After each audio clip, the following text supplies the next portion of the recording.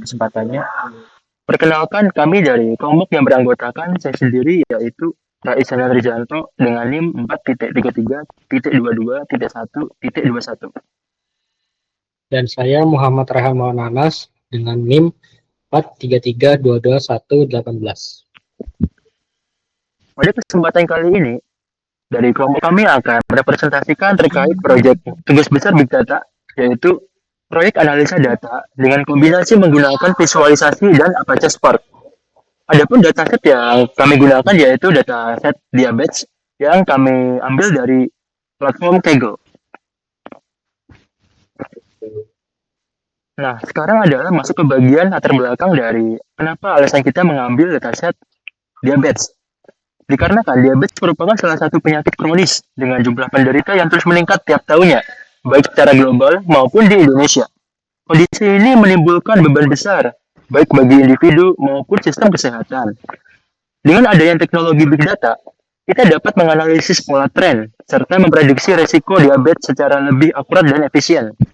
Nah, sehingga dengan Big Data ini memungkinkan pengambilan keputusan yang lebih cepat dan juga tepat tentunya, dikarenakan dia itu akan memprediksi berdasarkan data yang telah diolah. Nah, sekarang kita masuk ke bagian pertanyaan bisnis. Untuk yang masalah pertama yaitu apa saja karakteristik pasien yang paling berpengaruh terhadap risiko diabetes. Yang kedua, apakah terdapat korelasi antara usia, berat badan, dan kadar glukosa terhadap diabetes. Yang ketiga, bisakah kita membangun model prediksi untuk menentukan apakah seseorang berisiko terkena diabetes. Dan yang terakhir adalah fitur kesehatan apa yang paling penting dalam menentukan potensi diabetes berdasarkan model prediksi. Nah, untuk dataset dari kita sendiri, ini berasal dari dataset National Institution of Diabetes and Digestive and Kidney Disease dan tersedia di platform Kaggle. Dataset ini dirancang untuk memprediksi apakah seseorang mengidap diabetes berdasarkan parameter diagnostik. Adapun detail terkait informasi dataset dari kami adalah yang pertama, dataset kami terdapat 768 records atau 768 baris. Adapun untuk kolomnya terdapat 9 kolom. Namun kita membaginya menjadi 8 fitur dan juga satu label. Adapun label yang telah kita pakai yaitu outcome.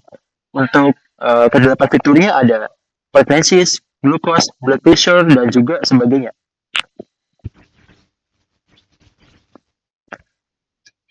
Sekarang kita masuk ke bagian detail fitur dataset. Pada kolom pregnancies, maksud dari deskripsinya itu adalah jumlah kehamilan yang pernah dialami pasien. Entah itu katakanlah 1 kali, 2 kali, 3 kali, nanti itu akan dihitung. Lalu ada juga glucose. Maksudnya adalah konsentrasi glukosa plasma 2 jam dalam tes oral. Lalu ada juga blood pressure, tekanan darah diastolik. Lalu ada skin thickness, ketebalan lipatan kulit tricep. Lalu ada juga insulin, kadar insulin serum 2 jam. BMI, indeks massa tubuh atau berat dalam kilogram per tinggi. Lalu diabetes pedigree function, skor riwayat diabetes dalam keluarga. Ada age, yaitu usia pasien. Untuk outcome sendiri ini sebagai label, apakah pasien mengidap diabetes 1, maka dia tuh iya, dia tuh terindikasi diabetes. Kalau no, tidak.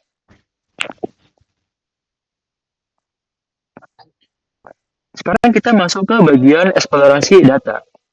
Eksplorasi data adalah proses awal dalam analisis data untuk memahami isi struktur dan pola dalam dataset. Tujuannya adalah menemukan informasi penting, mendeteksi anomali, serta menyiapkan data sebelum dilaksanakan analisis lebih lanjut. Atau istilah lebih simpelnya yaitu kita mempelajari data itu. Ada apa aja di data itu, informasi apa yang dapat kita ambil. Nah, nanti kita pelajari. Adapun salah satu untuk bentuk eksplorasi data yaitu bisa menggunakan salah satu function dari salah satu library dari Python yaitu .info dalam kurung.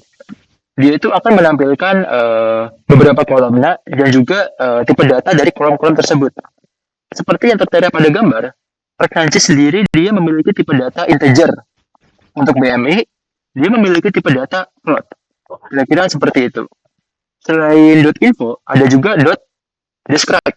yaitu untuk menampilkan ringkasan dari segi rata-rata, minimum, maksimum, count, mean, dan standard deviation, dan sebagainya.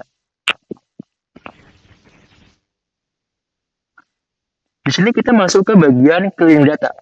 Setelah kita melakukan eksplorasi data, tentunya kita akan membersihkan data-data tersebut, entah itu dari missing value, duplikat, ataupun seperti outlier, yang di situ dapat mengganggu datanya dari segi prediksi. Nah, apa maksud dari cleaning data? Cleaning data adalah proses membersihkan data dari kesalahan duplikasi, nilai kosong, atau format yang tidak konsisten, yang dapat membuat prediksinya itu lemah, agar data siap digunakan untuk analisis. Tujuannya adalah memastikan kualitas data dan akurasi data. Nah, terkait detail informasi dari cleaning data, nah di sini pada codingan yang telah kami buat, di situ kami mengecek apakah ada sebuah missing value di dalam kolom-kolom di fitur kami. Nah, apabila ada, di sini kami mengisi ya nilai kosong itu dengan nilai rata-rata menggunakan teknologi Apache Spark, sehingga kita tidak menghapus dari missing value tersebut, tapi kita memanfaatkannya dan kita mengisinya menggunakan min dari data-data yang ada. Kira-kira seperti itu. Selanjutnya ada transformasi dan enrichment. Proses big data selanjutnya adalah proses mengubah data format ke yang sesuai. Dengan enrichment, kita dapat menambahkan data atau memperkaya informasi yang ada. Misalnya menggunakan min-max scaler. Proses ini akan menskalakan ulang data sehingga nilai terendahnya menjadi 0 dan nilai tertingginya menjadi 1. Selanjutnya kita bisa mengatur logik untuk golongan obesitas di usia muda.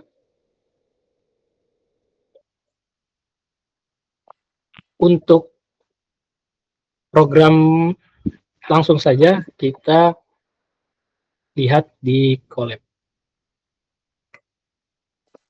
Oke. Yang pertama kita melakukan gathering data dari Kaggle. Untuk dataset yang digunakan berasal dari institut di India dengan pengupload itu Chayat Datayat Rakye dengan nama diabetes dataset. Seperti yang sudah dijelaskan Mas Hanan, untuk proses data yang pertama adalah eksplorasi data dengan menampilkan statistik deskriptif. Di sini kita bisa lihat untuk info dari datasetnya itu kebanyakan integer, hanya 2 yang float, yaitu BMI dan diabetes pedigree function. Untuk selanjutnya, di sini menampilkan data-data statistik deskriptif. Contohnya, misalkan kita ingin melihat nilai minimum dan nilai maksimum setiap fitur, misalnya pregnancies. Di sini kita lihat bahwa nilai minimalnya 0. Untuk pregnancies, seperti yang sudah Mas Hanan dijelaskan, pregnancies adalah apakah seseorang itu sudah pernah lahir atau belum. Di sini nilai min-nya itu 0, masuk akal karena mungkin ada yang belum pernah hamil. Lalu untuk glukosa, di sini kita lihat nilai minimalnya 0. Di sini kita bisa asumsikan bahwa glukosa terdapat missing value, karena tidak mungkin seseorang memiliki glukosa itu 0. Selanjutnya blood pressure. Di sini kita lihat nilai minimalnya juga 0. Di sini tidak mungkin ya, karena seseorang tidak mungkin memiliki blood pressure 0. Jadi kita bisa asumsikan ini juga missing value. Selanjutnya skin thickness juga memiliki nilai minimum 0. Di sini juga ada missing value. Insulin juga ada missing value.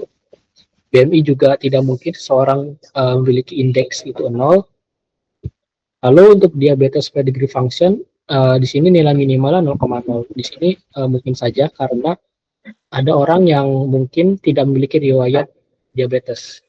Untuk age, umur terkecilnya atau umur terendah usianya itu 21 dan outcome ada 2 ya, 0 dan 1.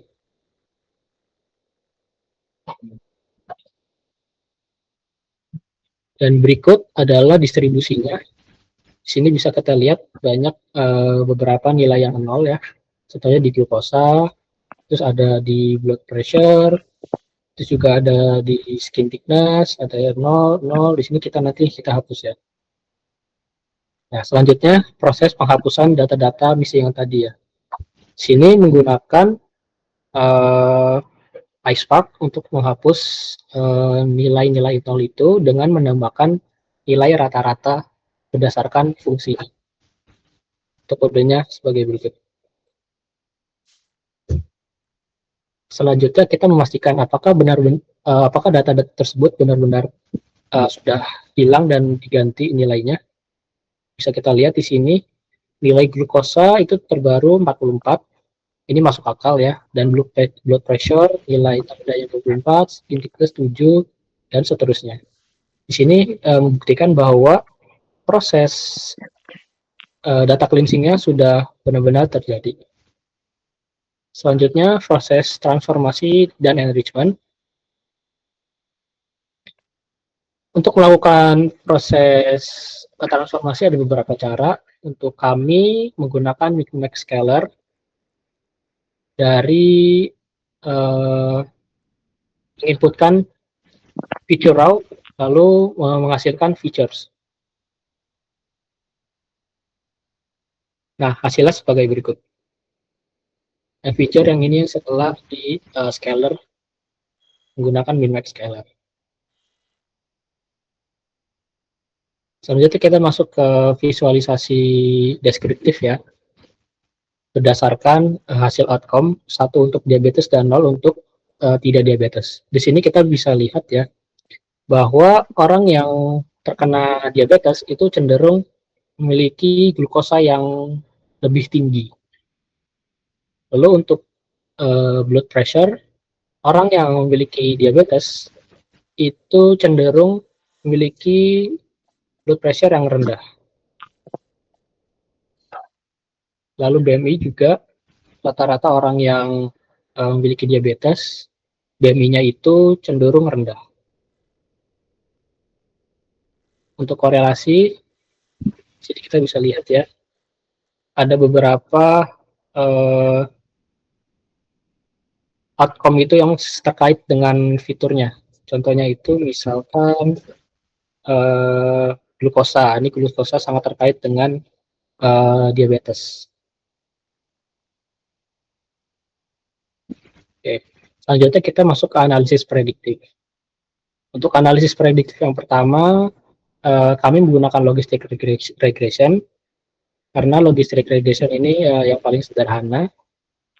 Untuk fitur-fitur yang digunakan itu ada pregnancy, glukosa, blood pressure, skin thickness, insulin, BMI, diabetes pedigree function, age. Lalu untuk labelnya menggunakan outcome. Di sini kita juga menggunakan standarisasi ya, menggunakan standar scaler. Lalu kita coba menghasilkan 0,85% akurasinya. Evaluasi model sebagai berikut. Lumayan bagus ya untuk precision di atas 7,5. Maksud saya 75%, untuk akurasi 0,79.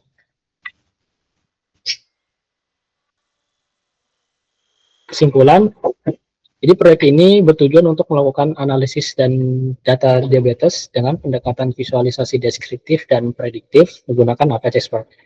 Dataset yang digunakan adalah PIMA, Indian Diabetes Dataset, yang berisi data medis dari 768 pasien. Dengan berbagai fitur seperti kadar glukosa, tekanan darah, BMI, dan usia, serta label outcome untuk menunjukkan status diabetes. Sekian dari kelompok kami. Wassalamualaikum warahmatullahi wabarakatuh.